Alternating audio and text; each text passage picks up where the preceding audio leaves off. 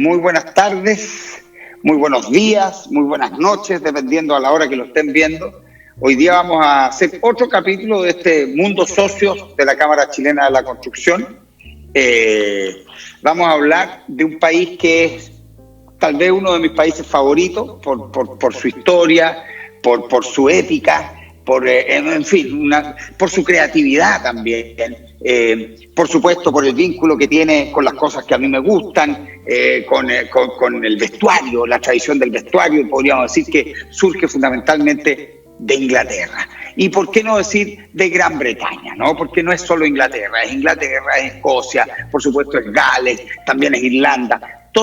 La mayoría de las cosas que nosotros conocemos en el mundo del vestuario, si no son creadas en alguna parte de Gran Bretaña, es Gran Bretaña la que los bautiza y lo que los hace parte de ese imaginario, ¿no? Sin ir más lejos, esta camisa que tengo puesta, por ejemplo, esta camisa es una camisa Tattersall, ¿sí? Así se llama este patrón. Y básicamente era un señor Tattersall que criaba caballos y que tenía básicamente su tartán, y él usaba estas capas para tapar sus caballos también, y terminó llamándose Tattersall. De ahí el vínculo con muchas de las ferias ganaderas que hay por ahí.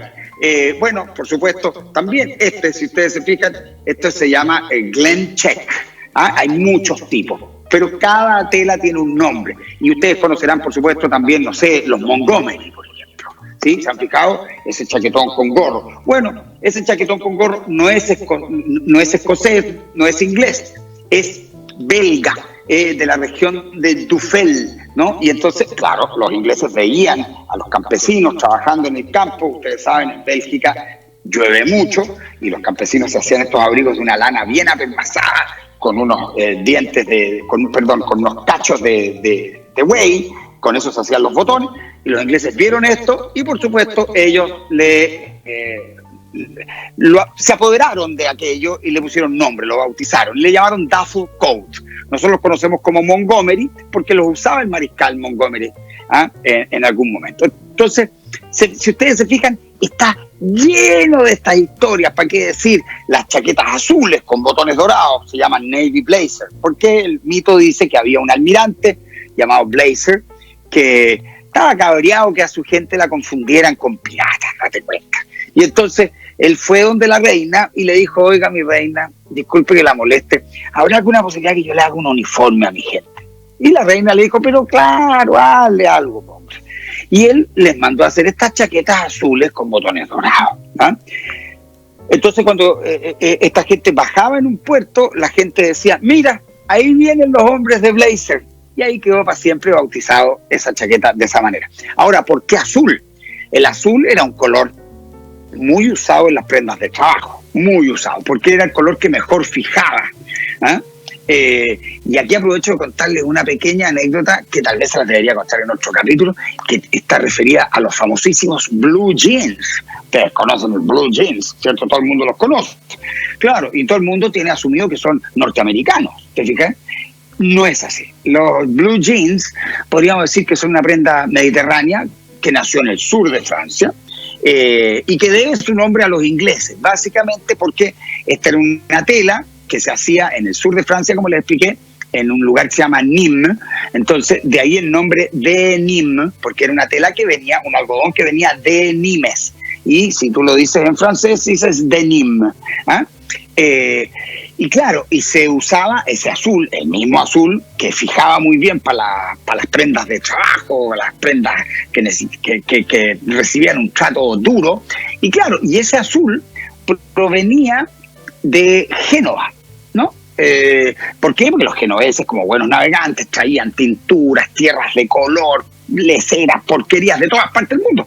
Y claro, y los franceses le compraban este azul, ¿cierto? Teñían su algodón.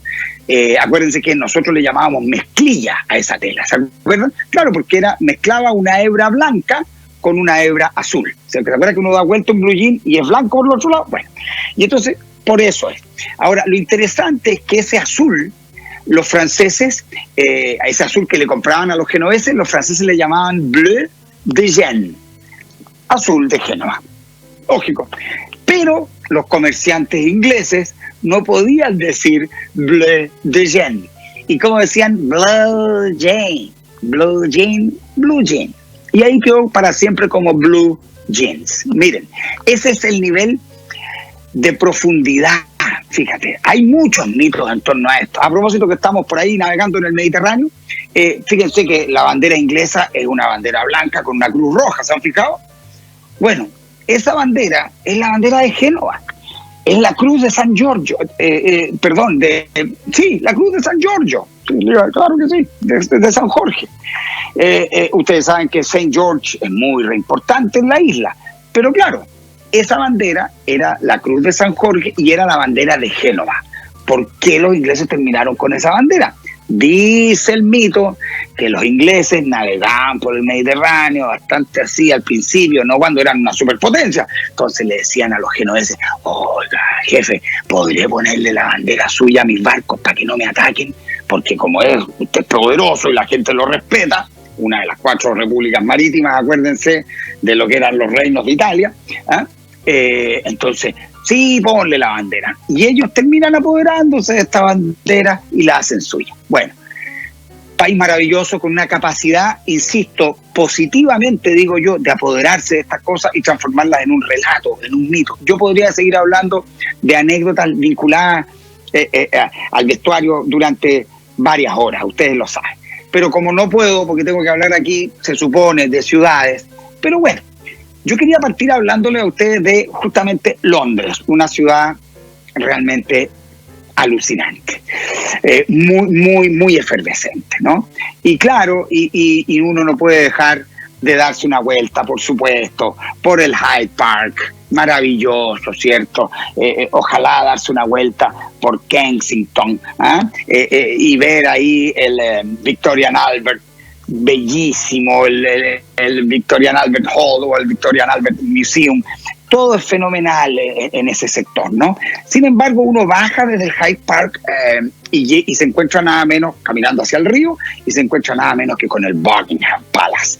Y ahí, al frente del Buckingham Palace, está el Green Park y, por supuesto, The Mall. Ustedes saben que de ahí nace este nombre, esta cosa de llamarle mall a los centros comerciales, bueno, proviene de ahí, de esta calle, ¿no? Una calle muy importante que después, acuérdense también, en Washington, que se le termina llamando The Mall a esa avenida fundamental. Porque reunía mucha actividad, mucho tipo, mucho comercio, mucha cultura, etcétera. Entonces, The Mall, de ahí viene el nombre. Pero lo interesante es que desde esa calle uno llega nada menos que a Trafalgar Square. Uno se podría ir por Piccadilly y llegar a Piccadilly Circus también, precioso, pero Piccadilly Circus es más anecdótico. Yo prefiero Trafalgar Square. Trafalgar Square es una plaza fenomenal que además fue remodelada relativamente hace poco por nada menos que el gran arquitecto Sir Norman Foster hace unos años atrás, digo años, entiéndase, no el año pasado, pero hace unos años, y le dio un carácter extraordinario. Ahí está nada menos que la National Gallery, por supuesto la columna en donde está el almirante Nelson, en la punta de esa columna. Ustedes saben que el Nelson, ¿por qué es tan importante, no? Nelson logró derrotar de manera extraordinaria en la batalla de Trafalgar justamente a la llamada Armada Invencible, que eran los españoles, pues. Y les dio la torta. Entonces, Nelson para los ingleses es increíble. Pero al ladito de Trafalgar Square hay una iglesia pequeñita, muy sencilla, casi invisible, ¿no? Se llama, déjenme acordarme, se llama St. Martin's in the Fields. San Martín del Campo, podríamos decir, ¿no? Y claro, una iglesia pequeñita, pero si uno se fija bien, justo al lado de la iglesia hay un volumen muy moderno. Y uno dice, ¿y ese volumen acristalado qué será? Vayan a ese volumen acristalado, entren y bajen por una escalera caracol o un ascensor, aquellos que no puedan gozar de esa escalera, tienen un ascensor también. Y bajan y se van a encontrar con que abajo de St. Martin hay un casino público donde uno puede comer tranquilo. Pero lo interesante es que es justo abajo de la iglesia. Entonces esto tiene una arquitectura arquitectura fenomenal, unas bóvedas de ladrillo, y ahí está todo el mundo comiendo. Básicamente, eso proviene de una tradición muy antigua. St. Martin in the Field era justamente una iglesia en la que se le daba comida a la gente. Y eso fue derivando en que al final se armó este casino público. Los ingleses no tienen el vínculo que tenemos nosotros, podríamos decir, con las iglesias, con los templos. Para ellos los templos son lugares de encuentro, ¿no? Uno encuentra muy habitualmente una iglesia y abajo tiene un buen café, por ejemplo, en este caso este casino, etcétera. Por lo tanto, no se lo pierdan, acuérdense, St. Martin in the Field. ¿Ah? Realmente extraordinario. Pero ahora quiero que hagamos otro recorrido dentro de Londres. Yo les sugiero que se vayan a la Catedral de San Pablo, St. Paul Cathedral, y desde esa catedral es muy bonito, uno la enfrenta, tiene una plazuela bastante así, podríamos decir, en una lógica medieval, ¿no? Sin embargo, en la fachada lateral de St. Paul, uno mira hacia la derecha y hay una gran peatonal que baja hacia el río. Y nada menos que esa peatonal que baja hacia el río se encuentra con el Millennium Bridge, un puente peatonal. Dense cuenta, hace muchos años que no se hacía un puente peatonal sobre el Támesis, ¿no? Pero lo extraordinario es que ese puente, el Millennium Bridge, que también es de Sir Norman Foster, el gran arquitecto, termina al otro lado del río, en el Bankside, en la Tate Modern. Tal vez el museo de arte moderno, tal vez de los museos de arte moderno más importantes del mundo, ¿no? Era una antigua arquitectura industrial, tengo entendido, un lugar donde se producía energía eléctrica, termoeléctrica, con una gran chimenea. Se mantiene esa chimenea. Ese proyecto de rehabilitación lo hizo una pareja de arquitectos extraordinarios que se llama Herzog y de Meuron. Ahora, no pueden perderse la oportunidad de entrar a la Tate Modern, ¿no? Sobre todo porque además de encontrarse con ese gran hall, se van a encontrar con el mejor, con el más impresionante arte de vanguardia del siglo XX.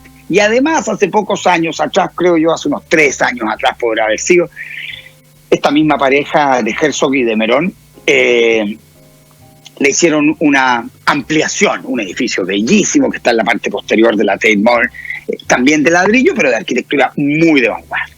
Pero el recorrido o este paseo que ya veníamos desde St. Paul's, acuérdense, no termina ahí. De la Tate Modern les recomiendo que se vayan caminando, podríamos decir, hacia el Tower Bridge, ¿no? Ojo, la vista desde el Millennium Bridge hacia el Tower Bridge y hacia todos los puentes sobre el Támesis es francamente una belleza. Entonces, váyanse caminando por el ladito, por el otro lado de St. Paul, se van caminando por el lado del río, van a ir recovequeando, se van a encontrar con unas ruinas fenomenales en la pasada, van a pasar por debajo de un par de puentes y van a llegar finalmente una gran... Perdón, se me dio una cosa. Van a pasar por el teatro, ¿cierto? Nada menos de Shakespeare. Fenómeno. Como les decía, unas ruinas que están ahí, que era una abadía antigua. Extraordinario, realmente extraordinario. Pero finalmente van a llegar a una gran explanada donde hay un edificio como una especie de huevito, si quieren, que es la Municipalidad de Londres, ¿cierto? Que también lo hizo Sir Norman Foster, aunque no lo crean. Y desde ese punto, desde esa explanada, van a tener el Tower Bridge ahí encima. Un puente realmente bellísimo. ¿Por qué se llama Tower Bridge? Bueno, porque tiene 2 grandes torres que funcionan como puntales para nada menos levantar este puente y dejar pasar las embarcaciones en su momento por el Támesis. Por lo tanto, ahora lo increíble es que ese puente, su creador no lo logró ver, él murió antes. Y bueno, qué diablo, no lo vio, pero aunque no lo crean, ese puente hasta el día de hoy sigue funcionando con el mecanismo original que se hizo en su momento. ¿sí? Así de bien hecho está, ¿no? Y por supuesto, ese pequeño recorrido que les puede servir para hacerlo durante una mañana, cruzan el Tower Bridge, maravilloso, y al ladito, al otro lado, volviendo hacia la orilla, podríamos decir, de la Catedral de San Pablo. Sin embargo, a esa altura van a salir, si cruzan por el Tower Bridge, van a salir a la altura del Tower of London, de este castillo que nada menos está ahí desde el principio, ¿sí? Digo, desde el principio no es desde el principio, ¿ah? Pero y que funcionó como prisión, que tiene una cantidad de mitos extraordinarios, donde se supone que estaban las joyas de la corona, etcétera. No pueden perdérselo. Y si ustedes quieren, justo al lado del Tower of London, está St. Catherine's, que es una marina extraordinaria al ladito, donde uno puede ver otra dimensión de Londres, y si tienen suerte les puede tocar un festival de botes vintage, realmente maravilloso. Y entonces uno se encuentra con un Londres como que no se imagina, pareciera que está en una ciudad costera, porque hay muchos botes, veleros, lanchas, etcétera, ahí mismo, a 50 metros del Tower Bridge en Londres. Fenomenal recorrido, funciona perfecto por una mañana. Otro recorrido entretenido que yo les recomiendo hacer. Arriba, está un canal que se llama Regent's Canal. Ese Regent's Canal yo les recomiendo tomar una bicicleta, porque tiene un bike lane pequeñito por el canal, y uno puede virtualmente recorrer casi todo Londres. ¿Por qué lo digo? Porque uno podría tomar ese Regent's Canal desde el río Támesis. Es un poco largo, la tirada para arriba es un poco compleja porque hay sectores que no tienen ese bike lane. Sin embargo, yo quiero partir hablando de un lugar que es fenomenal, que está relativamente cerca, que se llama Brick Lane. Brick Lane es de los lugares más fenomenales, muy desordenado, muy caótico, y que hay que ir los fines de semana, recuérdenlo. Es donde están básicamente todas las vanguardias mezclados con todos los inmigrantes que vienen de Medio Oriente. Entonces hay comida, hay vanguardia, hay arte callejero. Fenomenal Brick Lane, no se lo pueden perder. Pero después de Brick Lane, por favor, tomen ese canal y váyanse pedaleando hasta King Cross. Ahí en King Cross, bueno, se van a encontrar con mucha efervescencia. Por de pronto está la estación de trenes de King Cross, bellísima, ¿cierto? Pero también está Central St. Martin's, una de las escuelas de arquitectura, diseño y arte más importantes. Además, ellos tienen un maravilloso anfiteatro que da este canal extraordinario. Pero al lado hay una de las obras, diría yo, más relevantes de estos últimos años en Londres, que se llama Coal Drops Yard, que es de Hedwick, un gran arquitecto. Él tomó unas especies de bodegas, ¿cierto?, que eran para el carbón, dense cuenta, porque claro, porque por este Regent's Canal había tráfico básicamente de insumos, ¿no? Y ahí estaban las bodegas de carbón. Ellos la transformaron y lo habilitaron como un centro comercial de vanguardia. No se lo pueden perder. Al ladito del Coal Drop Yard también están los famosísimos gasómetros transformados en departamentos de lujo, dense cuenta. Con los gasómetros todavía ahí, no pueden dejar de ver todo eso. Sigan, por supuesto, caminando o pedaleando y se van a encontrar con otra sorpresa, Camden Market. Camden Market, una especie, para decirlo como si lo dijéramos en Chile, una especie de persa, un persa bio, donde hay todo tipo de cachureos. Ahí en Londres pueden comprar, en fin, todos los souvenirs, etcétera, muy entretenidos. También se pueden comer cachureos ahí, muy entretenido Camden Market. Y luego retoman el Regent's Canal y nada menos que llegan al Regent's Park.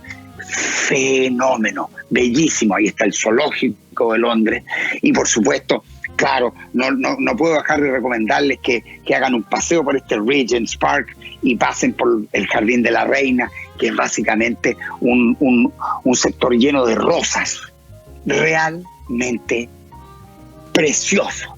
Por lo tanto, no pueden perderse todas estas cosas. Yo podría seguir hablando de Londres un buen rato, ustedes saben, un buen rato, pero tengo que hablar de otros lugares. Les recomiendo arrendar un auto si se atreven a manejar por el otro lado, o irse de paseo, por supuesto, no dejen de ir a Cambridge, ¿cierto? No dejen de ir a Oxford, son dos pequeñas ciudades maravillosas. Cambridge, entre paréntesis, se llama Cambridge porque es el puente sobre el río Bridge. Bridge es puente, perfecto. Era el puente que estaba sobre este río. Río, por lo demás, famosísimo porque navegan en estas verdaderas bateas empujadas por un palo, lo más entretenido que hay. Lo estoy diciendo de manera fácil, ¿no? Pero hagan esos paseos. Hay cosas muy bonitas en Cambridge y, por supuesto, en Oxford. Pero yo les recomiendo que vayan a los Cotswolds. Los Cotswolds, dicho por los mismos ingleses, es the heart of England. El corazón de Inglaterra. Ellos dicen, aquí está el corazón de Inglaterra, ¿sí? Y dentro de las cosas bonitas que están en los Cotswolds, que son pequeños villorrios, por favor, algunos un poquito más grandes, pero pequeñísimos villorrios, algunos de varias casas, caseríos podríamos decir, Bybury. Un paisaje que uno diría, no me imagino que exista algo así todavía. Y por supuesto recorran los distintos pequeños pueblitos, ¿cierto?, que hay en los Cotswolds, bellísimos. Uno se siente como dentro de una película. Claro, pueden ir al fondo, allá abajo de los Cotswolds, se pueden dar el lujo de ir a Stonehenge, este monumento, podríamos decir, prehistórico, ¿no? Que se encuentra en perfectas condiciones, pero el destino después de los Cotswolds es Bath, una de las ciudades más bellas, sin duda, de Inglaterra. Bath debe su nombre justamente a los baños romanos, a baños, digamos, podría decir las termas, ¿no? Que están todavía ahí y que se pueden visitar y que están justo al ladito de la abadía, podríamos decir, el centro del centro de Bath. Están las termas, la abadía y una buena plaza. No la pueden dejar de visitar. Sin embargo, Bath tiene muchas sorpresas. Para que ustedes se hagan la idea, Bath era el lugar, no sé, donde iban a descansar y veranear la gente más adinerada, ¿no? Entonces, por ejemplo, en el río de Bath hay un puente que tiene comercio. Entonces uno podría decir, mira qué maravilla, parecido al puente que hay, por ejemplo, en Firenze, el Ponte Vecchio. Y claro, se llama Pulteney, ¿ah? Y lo hizo porque lo hizo el señor Pulteney.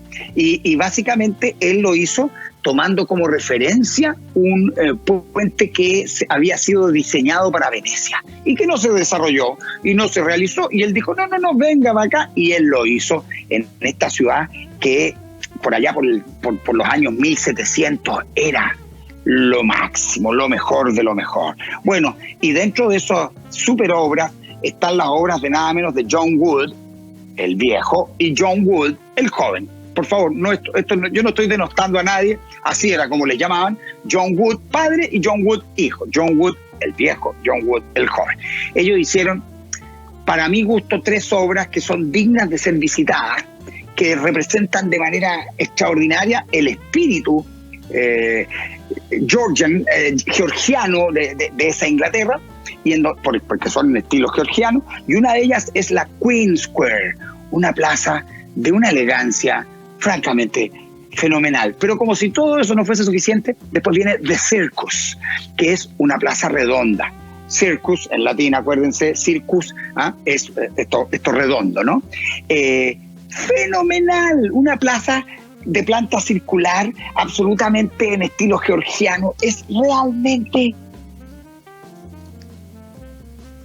bellísimo, no tengo más palabras para decirlo. Por favor, reparen en cada uno de los ornamentos, vean cómo está decorado cada uno de los frisos, es realmente precioso.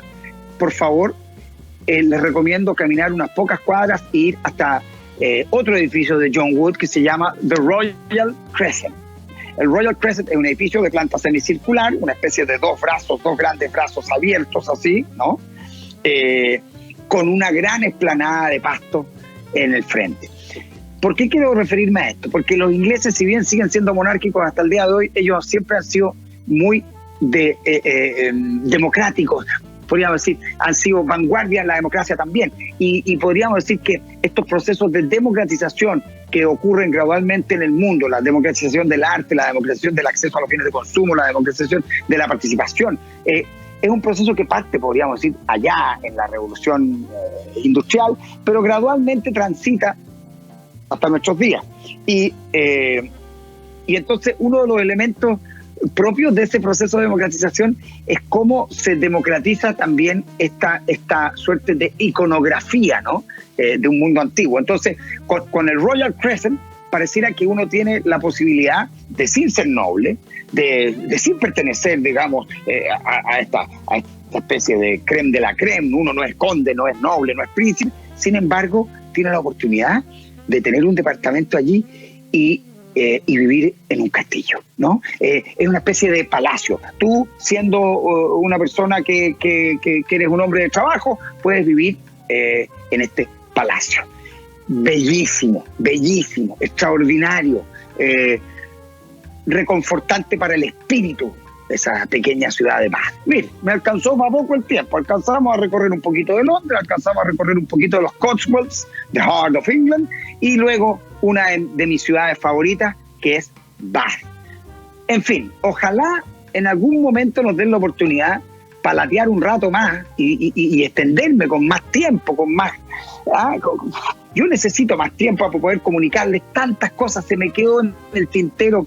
En fin, Chester, una de las ciudades más extraordinarias, Chester, recuerden ese nombre, así como Manchester, ya, pero esta se llama Chester solamente. Bellísima, pero no tengo más tiempo. Les agradezco a todos que nos hayan acompañado, les agradezco a todos estos participantes del mundo socio de la Cámara Chilena de la Construcción, y háganme barra y podemos hacer otras versiones más largas, pues. Que les vaya bien, nos estamos viendo.